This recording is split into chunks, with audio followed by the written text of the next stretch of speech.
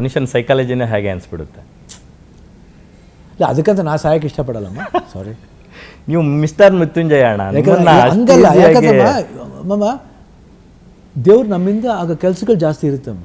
Very true. ನಮ್ಮಿಂದ ಇನ್ನೊಬ್ರು ಕಟ್ಕೊಡೋಕ್ಕಾದ್ರೆ ನಾವು ಅದನ್ನು ತಡಿಬಾರ್ದು, ಕಟ್ಕೊಡ್ತಾ ಹೋಗೋಣ ಬಿಡಮ್ಮ. ಎಲ್ಲಿವರೆಗೂ ಹೋಗುತ್ತೆ ಅಲ್ಲಿ ಕಟ್ಕೊಡ್ತಾ ಹೋಗೋಣ ಬಿಡಮ್ಮ.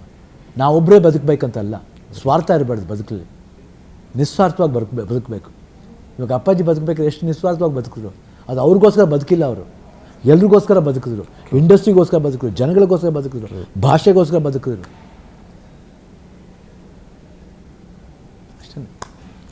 ಸಿನಿಮಾದಲ್ಲಿ ಹೀರೋಯಿನ್ ಇಲ್ಲ, ಹೀರೋಯಿನ್ ಕೊರತೆ ಎದ್ದು ಕಾಣ್ತಿದೆ.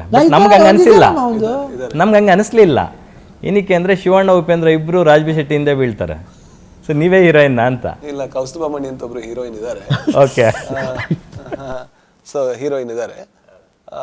ಐ ಥಿಂಕ್ ಒಂದು ಸಿನಿಮಾಗೆ ಹೀರೋ ಬೇಕಾ ಹೀರೋಯಿನ್ ಬೇಕಾ, ಇದರಲ್ಲಿ ನೋಡಿದ್ರೆ ಹೀರೋಗಳು ಇದಾರಾ ಅನ್ನೋ ಪ್ರಶ್ನೆ ಆಗುತ್ತೆ. ಯಾರ ಹೀರೋಗಳಲ್ಲ, ಪಾತ್ರಗಳಿದ್ದಾರೆ. ಪಾತ್ರಗಳಲ್ಲಿ ಹೀರೋಯಿಸಮ್ ಇದೆ, ಅವರವರ ಗಳಿಗೆಗೆ ಅವರವರ ಹೀರೋಗಳು ಆಗ್ತಾರೆ. ಐ ಥಿಂಕ್ ಅದನ್ನ ಬಿಟ್ರೆ ಅದೇ ಆ ಕತೆ ಹೇಳುವಂಥ ಶೈಲಿ ಭಿನ್ನವಾಗಿದೆ.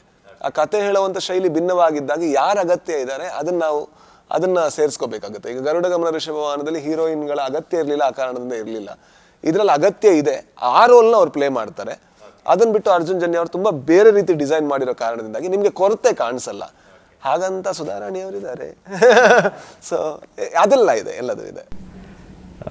1992ನಲ್ಲಿ ಮಿಡಿದ ಶ್ರುತಿಯಲ್ಲಿ ಶಿವಣ್ಣ ಅವರು ಒಂದು ಹೆಣ್ಣಾಗಿ ಕ್ಯೂಟಾಗಿ ಕಾಣಿಸ್ಕೊಂಡಿದ್ರು, ಚೆಲುವೆಯಾಗಿ.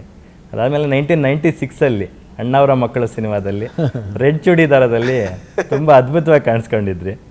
ಈಗ ಅಗೈನ್ ರೆಡ್ ಸ್ಯಾರಿಯಲ್ಲಿ ಒಬ್ಬ ಕ್ಲಾಸಿಕಲ್ ಡ್ಯಾನ್ಸರ್ ಆಗಿ ಕಾಣಿಸ್ಕೊಂಡಿದ್ದೀರ. ಚೆಲುವೆ ನಿನ್ನ ನೋಟ ಚೆನ್ನ ಅಂತ. ಅದರ ಮರ್ಮ ಏನು ಶಿವಣ್ಣ? ಎಲ್ಲ ದೈವಲೀಲ ಅಷ್ಟೇ. ಏನು ಎಲ್ಲ ದೈವಲೀಲ. ಎಸ್.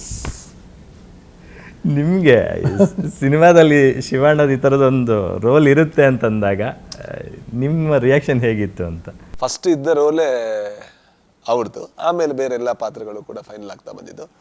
ನನಗೆ ಫಸ್ಟ್ ದಿವಸ ನಾನು ಸೆಟ್ಟಿಗೆ ಬಂದಾಗ ಅಲ್ಲಿಂದ ಬಂದರು ಅವರು, ವೈಟ್ ಕಲರ್ ಒಂದು ಕೋಟ್ ಥರ ಹಾಕ್ಕೊಂಡು ಬಂದಾಗ ನನಗೆ ಎಷ್ಟು ಖುಷಿ ಆಯ್ತಂದರೆ, ನಾನು ಕೈ ಹಿಡ್ಕೊಂಡು ಹಿಡಿದೆ, ಎಷ್ಟು ಚೆನ್ನಾಗಿ ಕಾಣಿಸ್ತಾ ಇದ್ದೀರಾ, ಎಷ್ಟು ಚೆನ್ನಾಗಿ ಒಂದು 5 ಸಲ ಹೇಳಿದೆ ನಾನು, ಎಷ್ಟು ಚೆನ್ನಾಗಿ ಕಾಣಿಸ್ತಿದ್ದೀನಿ, ಅಷ್ಟು ಚೆನ್ನಾಗಿ ಕಾಣಿಸ್ತಾ ಇದ್ರು. ಯಾಕಂದರೆ ಆ ಪಾತ್ರಕ್ಕೊಂದು ಆ ಒಂದು ಏನು ಆ ವೈಟೇಜ್ ಇದೆ. ಅದನ್ನು ನಿಭಾಯಿಸೋದಕ್ಕೂ ಕೂಡ ಕಲಾವಿದನಲ್ಲೂ ಯಾರೋ ಒಬ್ರು ಹೊಸಬ್ರು ಬಂದ ತಕ್ಷಣ ಅದು ಆಗಲ್ಲ.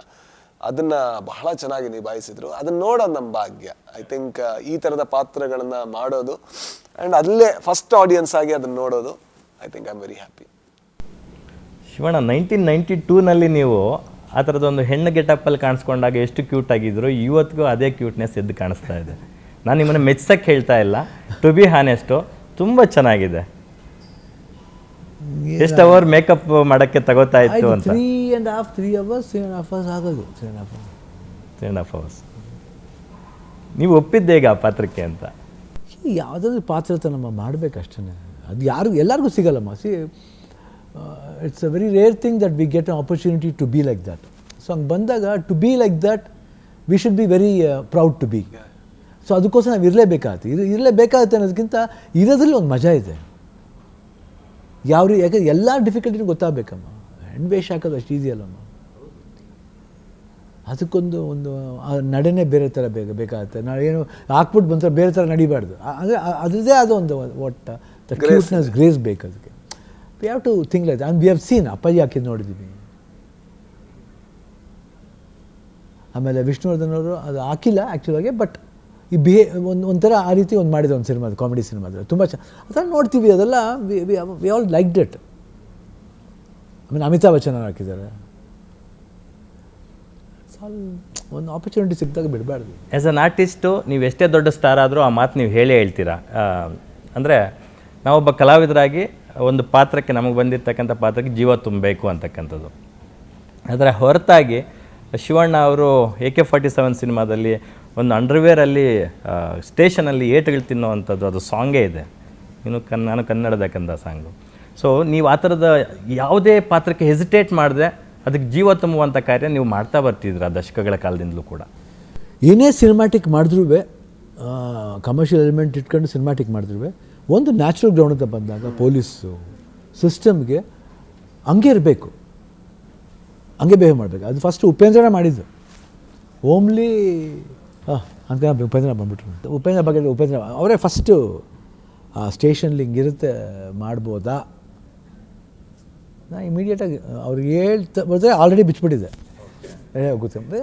See that is a way ಅಂತ ಹೇಳ್ಬೇಕಾದ್ರೆ ವಿ ಹ್ಯಾವ್ ಟು ಅಲ್ಲಿ ಬಂದ್ಬಿಟ್ಟು ನಾವು ಇದು ಹಂಗಲ್ಲ, no we have to behave like that. ಎಲ್ಲದಕ್ಕೂ ಒಂದು ಗಟ್ಸ್ ಬೇಕಮ್ಮ, ಅಷ್ಟೇ. ಅಕ್ಸೆಪ್ಟ್ ಮಾಡೋಕ್ಕೆ ಒಂದು ಗಟ್ಸ್ ಬೇಕು.